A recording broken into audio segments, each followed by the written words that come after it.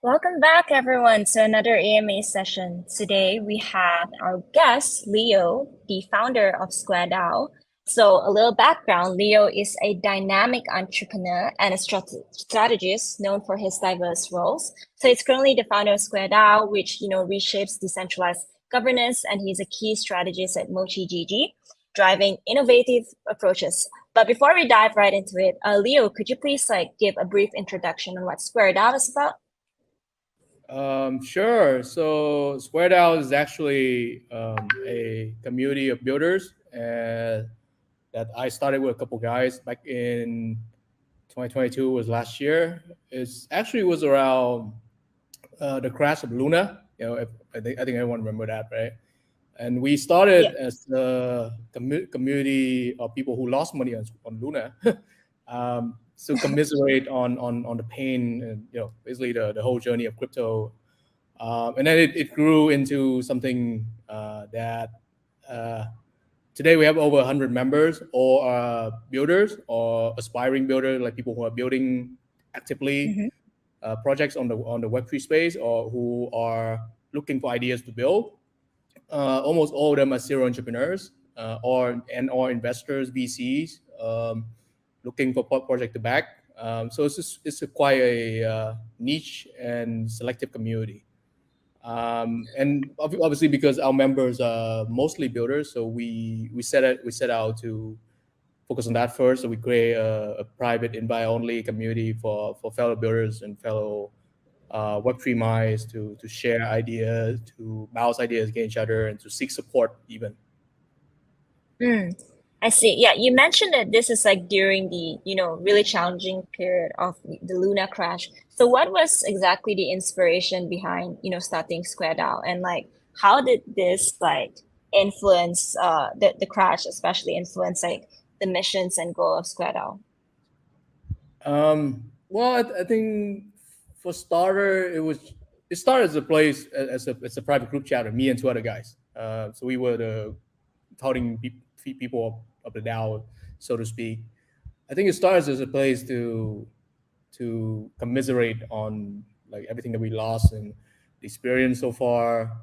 I think it was also interesting because you remember the time, like I think Do Kwon was just like going on Twitter about like, hey guy, steady lad, Mm, help is coming, something like that. There wasn't a lot of transparency. There was a lot of arrogance in display, even and then there was like a lot of people who was just uninformed, like just buying in blindly, even yeah. though the whole thing was obviously going to crash and burn, right? So I think there was a lack of information, there was a lack of support, especially Yeah. where I come from, like Vietnam, right? We're very famous for technical capacity, very famous for good developers, but not obviously not all that famous for financial engineering or like having good DeFi project and all that. So I think a lot of people actually lost money on that. So I think there were Mm, a lot of good people that I knew actually lost money on that. Because they believe in more in like the guy, more in the than actually understand how things work in the crypto space. So I think that also gave some inspiration for me, because again, I went through a phase where I went to every single one of these like networking gathering events of like crypto players, Binance and yeah. whatever. And the content of these meetups and the gathering are usually very generic. Like just like, oh, market's going up, oh, market's going down, but there's no actual intellectual debates. There's actually no actual intellectual Yeah. arguments to like, okay, what's happening, and how we as builders can contribute to the growth of the industry as a whole, instead of just like speculating and FOMOing into whatever is coming up. So that actually gave a lot of inspiration for us to start doing and again, I think we get this in a minute, but we started doing these private gathering called Web3 Builders Dinner, Mm, where yeah, where every month we would do like just a private gathering, 20, 30, 40 people max. So feel a small room, but no more than that. And the idea was just to get all the smart minds, or all the smart people in the same room, get them drunk, get them eating. exchanging ideas, exchanging the pains even of building in the bear market, and yeah, so that was something that we started doing. I think about March of this year, and then since then, the level of activity definitely has gone up. We had members who set up their own meetups under SqrDAO, like coffee chat, Saturday brunches, so on, or just normally like, oh, hey, can I do something under SqrDAO? And they'd be like, yeah. Yeah. So it started, more and more, uh, you know, builders meetups started happening under our hood. All right. Yeah, that's amazing. So you mentioned that you've hosted the Villas dinner, and through that, it kind of fostered like a better community, and people started like hosting even more community meetups, and that's amazing. Like, other than that, is there anything you'd like to highlight on how the Web3 Builders dinner kind of contribute to a vibrant builder community, other than the pop-ups of like more meetups? Yeah. I would say that we were very good at getting people engaged.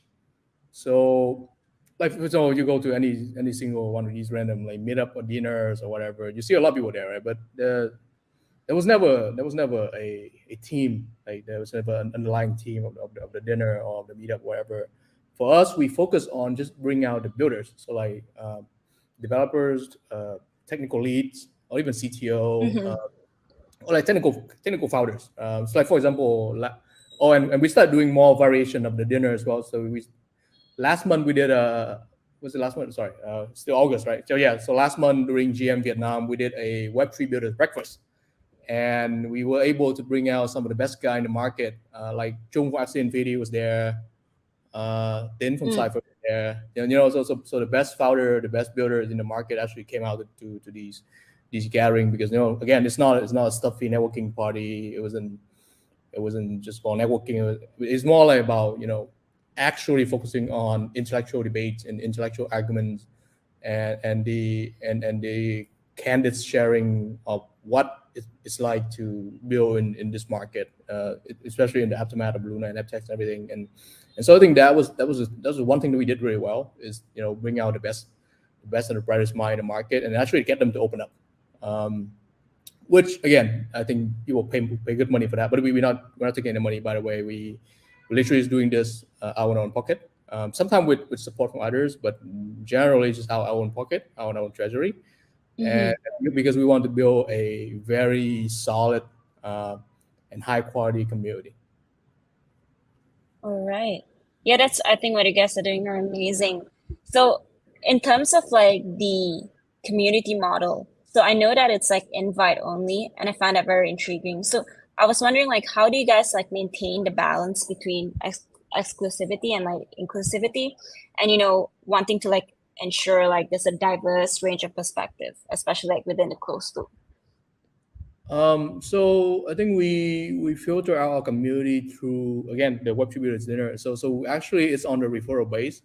So an existing member of the community can invite another person to the community, but the again, the bare minimum is that, like, okay, he or she, the one that is inviting another, had to introduce who that guy is and also what he's doing. If he's qualified, and we let him stay, because right now we're just doing like a semi-gated community on Discord and Telegram. So we have a Telegram group chat, and we have a Discord server where Mm-hmm. we filter our members. Everyone's given a role, for example. So I wouldn't say that we are that strict, but because it's small enough, so we can physically check, that who attended what dinner, who attended what event, who met with whom, who was referred by whom, and so on and so forth. And we actually do a purge every quarter, like, Oh, or okay. every other month, I would say. So basically, we would be using a bot to check like member activities. If they're not contributing, they're not saying anything, they just silently or like passively sit in on the community, then sorry, you're out. So we actually maintain our number to a certain level. Like, I think we probably never gonna go up to more than 300. Um, Mm.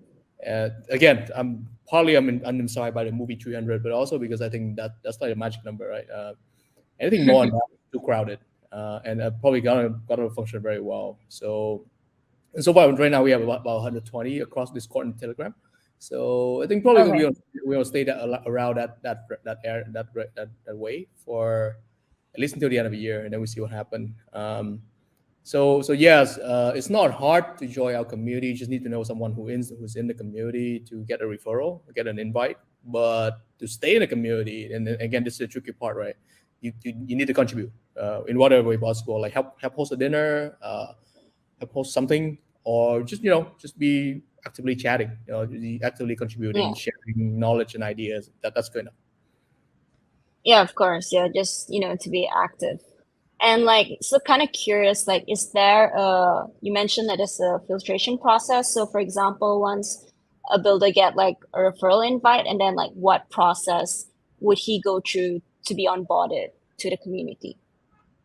Well, it's pretty straightforward. Like, let's say I talk to you. I was like, oh, Natalie's pretty cool. We should invite her. So I send you an invite, and you're in. And as the one who's inviting you, I just need to introduce. Okay, Natalie is from BingX and whatever, and just say hi. And like, hey, I'm Natalie from BingX. I'm happy to meet everyone, and that's it.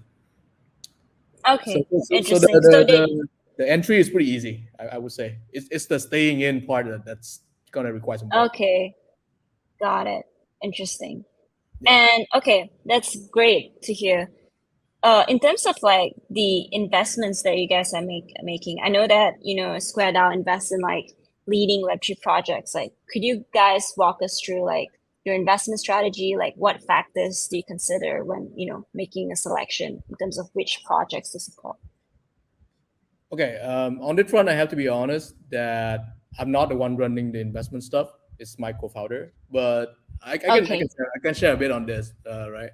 So I think we invest in projects that we can meet um, in person and actually spend enough time with them to understand what they're doing. Like for example, if it's a through a referral, that's probably not going to work. Unless the project is like super good, right? But for us, the best one that we back so far are usually the ones that we know well. So we know the founder well, we Mm-hmm. know the team well. We've been following them for a while, and we actually and or actually using their product or like the stuff that they Yeah. produce. So I take an example, right? So on like Data Nerd, I use it every day. They have a Twitter account that just shoot out like news every day about the market movement, like smart money moving in the market. And I find that super useful, right? And now Mm-hmm. they have a bot, and I use that on a daily basis as well. I guess the requirement is the basic lie is that we need to be able to use it. We need to be able to test our product. We're able to spend time with the founder and the team to understand what they're doing and share the vision with them, and then we go from there. Again, Okay. these are super early deals. Like we're talking like sub under 100K. So we get in very fairly early, like a pre-seed pre-traction VC deal. And then I Mm-hmm. have another guy was in VC. Was in traditional VC, by the way. So the way I look at it is like there's not a lot of due diligence to be done. Um, you just need to spend a lot of time with the guy or like the founding Yeah. team, and the product to really see whether it works or not, and that's it. I guess that's and then obviously there are stuff like tokenomics and equity cap table and whatever, but those are basically just like checking the box kind of item. It's not as important as Yeah. I think the team and the product. Yeah, Yeah. That makes sense. Definitely. yeah. And so partnerships play a significant role in SquareDAO's ecosystem. So how do your partnerships with AWS, Superteam, Vietnam, Dwarf Foundation, and others like contribute to your mission of unlocking Web3 potentials? So I would say very well for a very obvious reason. So AWS, for example, they're one of the biggest infrastructure player in the space. They power Ethereum network and whatever. So I think helping the support, especially in Vietnam, which is a very dev focused country market, it helps us gain more well, trust, credibility is one, but also gain more inroads with other dev community that we normally would have never met. I came from a development background. I used to be a software engineer, but I haven't coded in years. Mm-hmm. So I don't think I qualify to talk to devs today. And then others like Super Team Vietnam, they're super focused on the Solana ecosystem building. And personally, I'm a Solana believer, so I think support, the mutual support between SqrDAO and Super Teams just kind of naturally happen.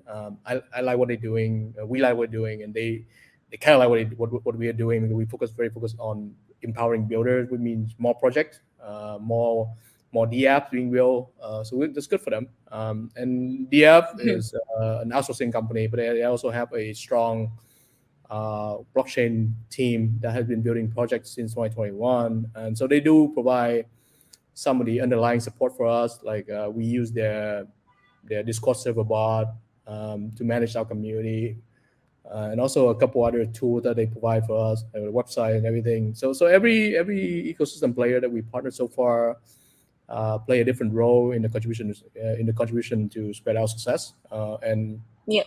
again, wouldn't have happened without that support. Yep. Yeah, that's amazing to see how you guys are branching out and partnering with different organizations.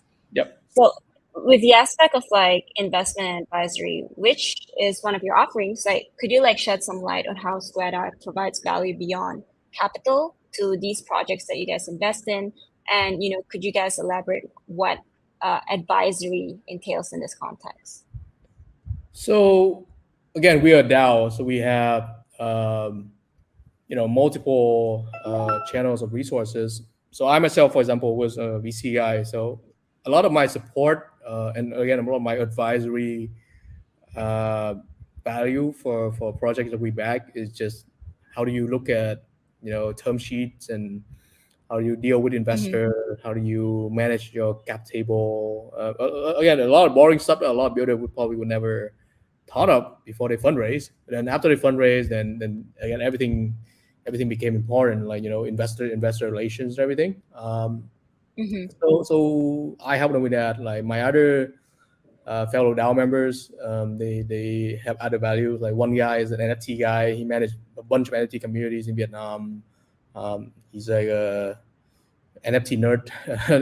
We like to call him. I like to call him that. I don't think he appreciates it. And then we have another guy who's like a tokenomic advisor. Like he looked at a 1,000 tokenomics cap table in his days. He was like a crypto VC, right? And then he became like a solo guy. Let's see. And then obviously CEO of a outsourcing company, head of startup development at AWS. So we have all these guys in the community, and they're all open to support other the project that go to SqrDAO. And so we leverage these individual our members knowledge and network, and so it's kind of just maximum magnify from there. Got it. And is there any trends and developments within the Web3 space that you guys find most exciting, or you guys are keeping an eye on currently? Well, I cannot speak for the whole DAO because again, I think everyone have different ideas of where the market's going. But one thing that we've been looking at is the rise of the new layer twos. So like Base and Linear, Mantle. Especially Base, right? Because they've been doing a lot of movement in the market, like Frentech or whatever. So that's one topic that came up a lot in the past few days during the DAO chat. Another topic that I think is interesting is the build up of new infrastructure for a future Web3 that's more like consumer driven. So, for example, account abstraction, middleware, like that bridge the current, say, layer 1, layer 2, or whatever in Web3 that's somewhat more technical than the normal dev can understand, to more like a normal non-crypto devs, so that any developer can build on smart contract, build on blockchain. So those are the things that we think I think as a group, that's what I see we are leaning towards. Be, is being built right now, and I think that's All right. again that's super interesting. But the friend tech stuff, base, the ball meme coin, nobody thought we could pull it out, right? But it did. So it's really interesting to continue watching and seeing, and again empowering builders to build on these rising space. But again, you cannot write off existing player like Solana, for example. They've been doing a lot of good work Yeah.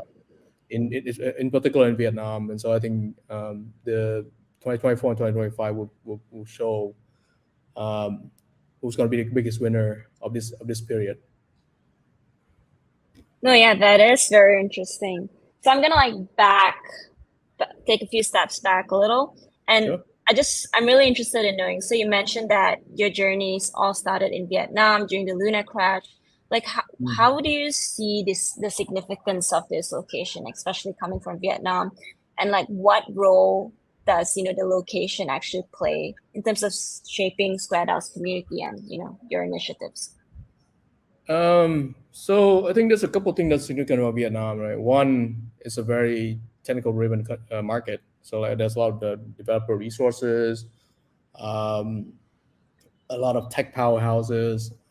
So that means producing a lot of. I cannot say they're good developers, but they're cheap and fast developers.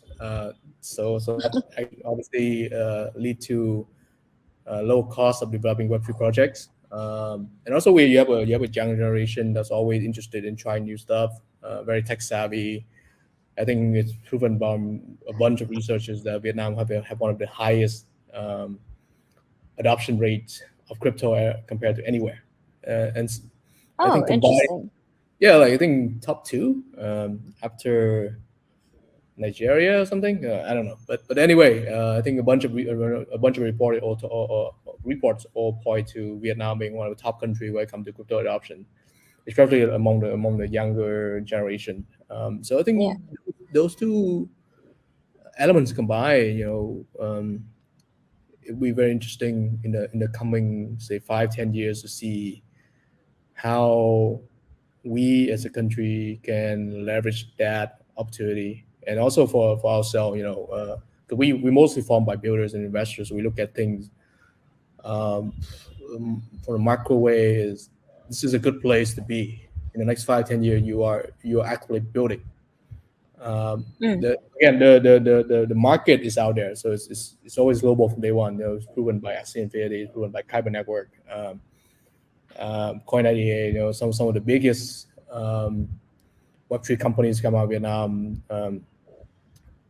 I think their goal from early day has always been like the global market, right? Global user base, and I think that makes sense. You leverage the technical power and the young nascent adoption of crypto to use Vietnam as a test bed for your product, where eventually you need to go out there. Yeah.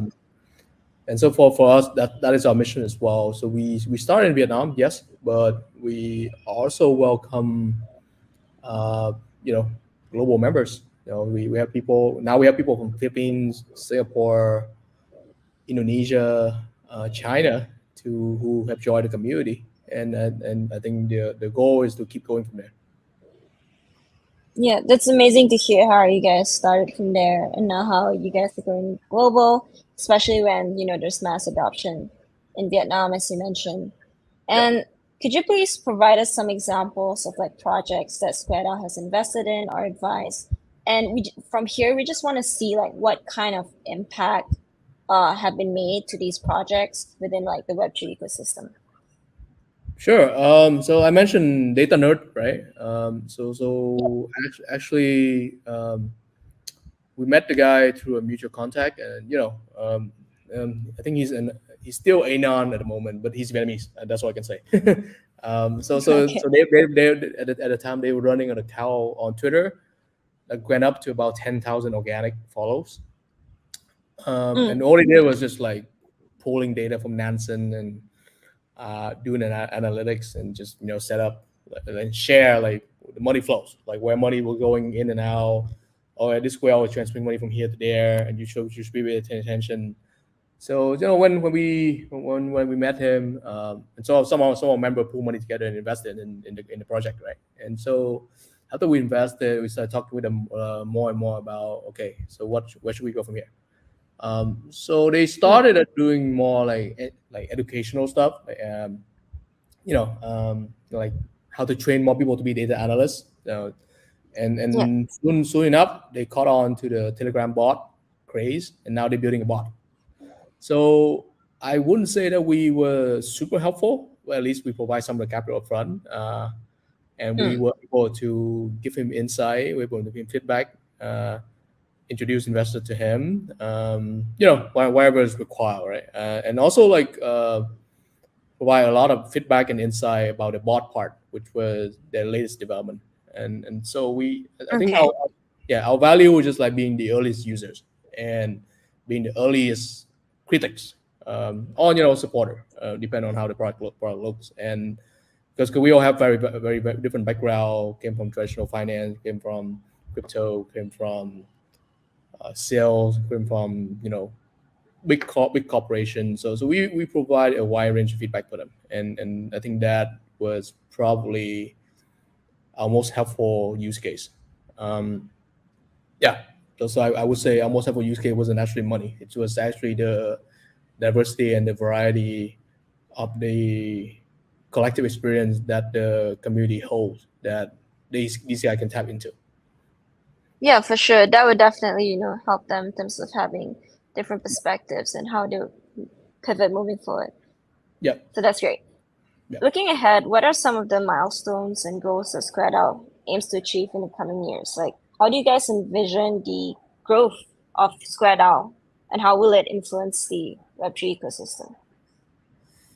Well, that's a good question. I honestly don't know. I don't know for sure. We have a couple ideas in mind, but I can tell you what's not a KPI, right? It's all not what's not a target, right? It's the number of number of members. Because like I said, we don't need a lot of members. We just need people to be actively contributing and building with us. So today I got a guy who reached out directly to me and like, hey, great job, love the vibe, the community. And then this is a guy that I've known for about 5 years. He's been in crypto about the same time I did, which is like 3 years, and he's been a fairly successful builder. But he's been complaining about like a lack of a solid community for builders. And so today he reached out to me saying that. So for me, I guess one of the missions or like goals like between now and the end of the year is to get more guys like that to tell me that they appreciate the community. I don't know, maybe 10, 20 people tell me that. That'd be great. That maybe is one of the only goals I can think of right now. Another goal is maybe for us to set up another arm of the DAO, or something separate, but it could be backed by the DAO that focus on helping builders build better. So like a venture studio. But again, it's not finalized yet. So we're just throwing it out there. So that might be one of the targets for next year, not this year. Okay, interesting. Got it.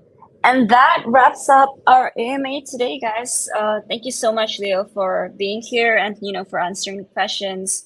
And yeah, don't forget to give SqrDAO a follow and also BingX on Twitter. And we'll see you guys next week. All right. Thank you guys. Thanks for hosting us. Bye-bye.